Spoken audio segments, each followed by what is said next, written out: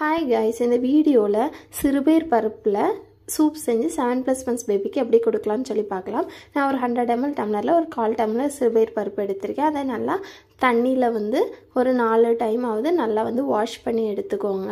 அதுக்கு அப்புறமா இத நீங்க டைரக்ட்டா என்ன செஞ்சலாம் குக்கர்ல போட்டுறலாம். அது கூட நம்ம அடிஷனலா சேர்க்க போறது தக்காளி பழம், ஒரு வெங்காயம், அதுக்கு அப்புறமா ஒரு வெள்ளைப்பூடு. சின்ன பிள்ளைங்களுக்கு எப்பவுமே சின்ன வெங்காயமே யூஸ் பண்ணுங்க. அது ரொம்பவே ஹெல்தியானது.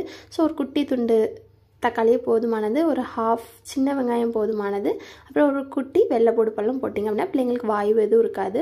சோ ஒரு 100 ml டம்ளர்ல 1/2 டம்ளர் தண்ணி ஊத்தி குக்கர்ல ஒரு 4 விசில் சிம்ல வச்சிட்டீங்க அப்படினா இந்த மாதிரி நல்லா வெந்துரும். சோ இதுல ஏற்கனவே கொஞ்சம் வாட்டர் இருக்கும். அது போக பிள்ளைங்க இன்னும் கொஞ்சம் தண்ணி பதத்துல தான் நல்லா சாப்பிடுவாங்க அப்படினா கொஞ்சம் பாயில் வாட்டரும் ஊத்தி நீங்க அரைச்சு எடுத்துக்கிட்டீங்க அப்படினா இந்த மாதிரி நமக்கு சூப் சூப்பரா ரெடி ஆயிரும். இது ரொம்பவே டேஸ்டியா இருக்கும். பிள்ளைங்களுக்கு பருப்பு டேஸ்ட் ரொம்ப பிடிக்கும். ரொம்ப ஹெல்தியான ஃபுட்.